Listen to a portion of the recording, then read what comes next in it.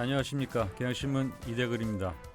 오늘은 트럼프 미국 대통령 당선으로 낙담해 있을 미국 시민에게 한국인이 보내는 위로의 말씀을 전해드리겠습니다. 우리가 지금 미국 시민인 당신을 위로할 처지가 아닌 줄은 압니다.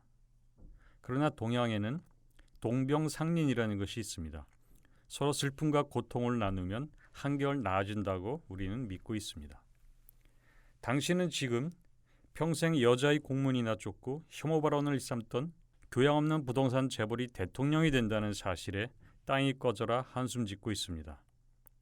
로비스트와 자기 가족으로 정부 인수위원회를 구성한 트럼프를 보며 어떻게 불길한 예감은 꼭 들어맞느냐며 절망하고 있습니다.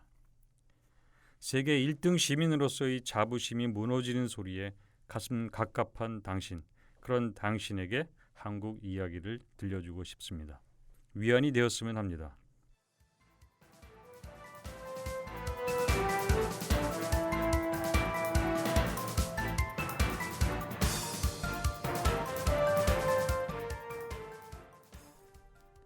트럼프는 성인입니다. 수세에 몰린다고 아버지를 여의고 홀로 가업을 일궜다며 동정심을 자극하지 않습니다. 손자를 봤을 나이인데도 정치 위기에 직면할 때마다 고아라는 걸 내세우거나 외롭게 살았다는 어지광으로 측은지심을 불러일으키지도 않습니다. 최고 권력을 마음껏 누리면서도 누군가의 돌봄 없이는 국정을 이끌지 못할 만큼 미성숙하지도 않고 사람과 마주하기를 꺼리는 낯가림 심한 아이도 아닙니다. 만일 당신의 가슴이 여전히 진정되지 않는다면 항상 넘치는 사랑과 돌봄, 극진한 보호가 필요했던 대통령을 모시고 살아온 우리 한국인의 딱한 신세를 떠올려 보세요. 당신은 혼자가 아니라는 걸 느낄 수 있을 겁니다. 당신은 트럼프의 아들과 딸 사위가 공직을 맡고 실세연하는 걸 싫어하겠지만 그들이 어떤 지위를 차지하든 그에 따른 책임은 물을 수 있습니다. 그들의 활동은 일상적으로 평가받고 그들의 일거수일투족은 감시를 받을 테니까요. 적어도 박근혜처럼 하지는 않을 겁니다. 박근혜가 어떻게 했느냐고요? 가족을 감시한다면서 청와대 특별감찰관제를 도입했습니다. 그래서 우리의 시선이 그쪽으로 쏠려 있는 동안 또 다른 가족이 감시망 밖에서 활개를 칠 수 있게 마당을 펼쳐주었습니다. 박근혜에게 생물학적 가족보다 소중한 영혼의 가족이 따로 있다는 걸 우리가 어찌 알 수 있었겠습니까? 트럼프는 인종차별주의자, 여성차별주의자이기만 한 것은 아닙니다. 분노한 노동자를 대변하기도 했습니다. 하지만 노동자의 분노를 불러일으킨 박근혜가 대변한 것은 죽은 박정희, 최태민 뿐이었습니다. 산 사람 가운데 박근혜가 대변한 이가 있다면 딱 한 명이 있습니다. 최순실입니다.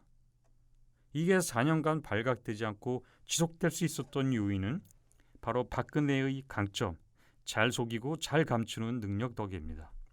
다른 목적을 위해 눈 깜짝 안 하고 말하는 솜씨는 트럼프가 절대 따라할 수 없을 것입니다. 트럼프의 흠은 너무 솔직하다는 겁니다. 박근혜는 적게 말하고 보통은 여왕처럼 행동하지만 트럼프는 하고 싶은 것을 말합니다. 그래서 당신은 트럼프 대통령 처에서 어떤 일이 일어날지 대략 짐작할 수 있는 겁니다. 물론 트럼프가 자신이 공약대로 하겠다고 말함으로써 불안을 부추기고 말한 대로 안 하겠다고 함으로써 혼란을 조성하기는 합니다. 그러나 조정기를 거치면 줄기가 잡힐 겁니다.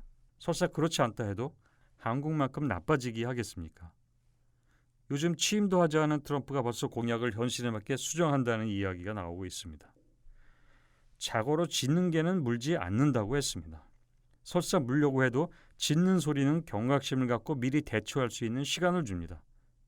다행히 미국에는 제 역할을 하는 감시견이 많습니다. 미국 주류 언론은 한국 주류 언론처럼 대통령이 레임덕에 빠지지 않는 한 실정을 눈감아주는 그런 비겁한 일을 하지 않습니다. FBI 같은 정보기구도 한국의 검찰이나 국정원처럼 권력에 종속되거나 대통령을 위해 정치 개입을 하지 않습니다. 불을 독차지하면서도 감옥을 들락거리는 바람에 돈 뜯기 쉬운 재벌 총수라는 독특한 직업도 미국에는 없습니다. 먹이가 없으니 박근혜 최신술 같은 사냥꾼도 없겠지요.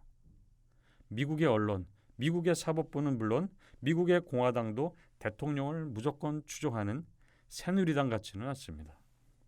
당신에게는 트럼프를 달래거나 바로잡거나 피할 기회가 있는 겁니다. 그러나 우리는 4년간 무슨 일이 있었는지 깜깜했습니다.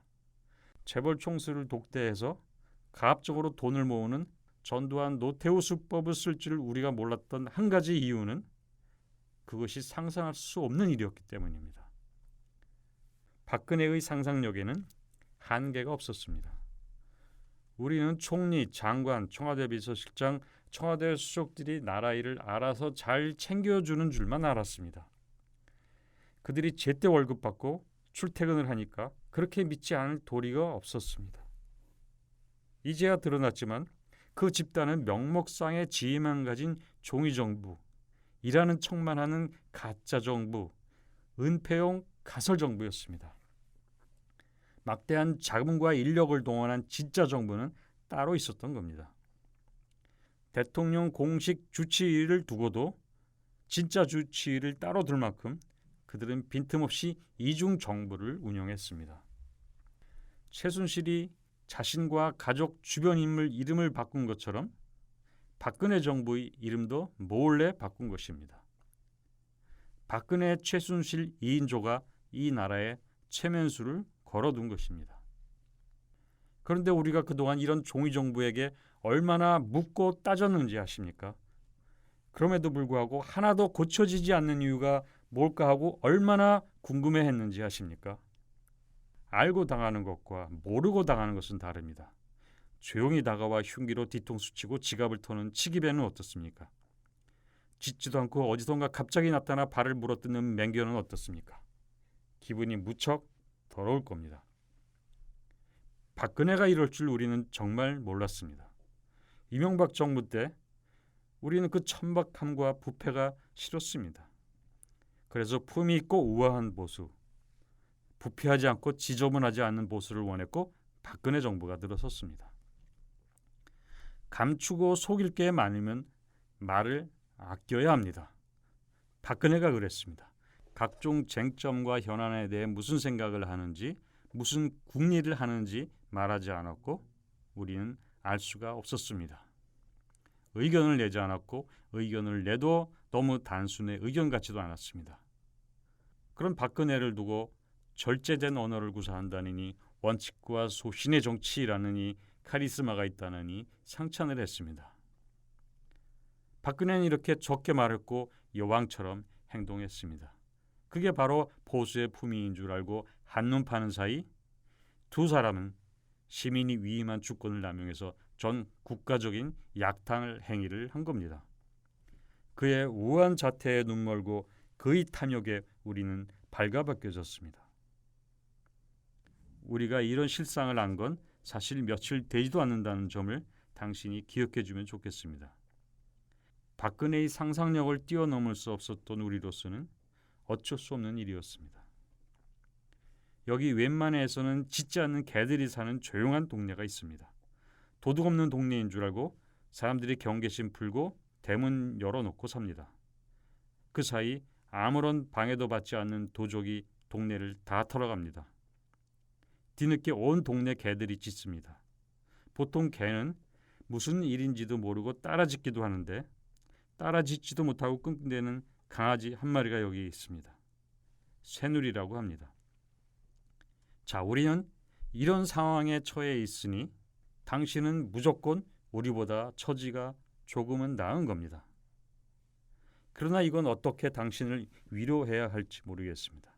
당신은 이제 시작이지만 우리는 어쨌든 끝을 향해 가고 있습니다. 이대근이었습니다.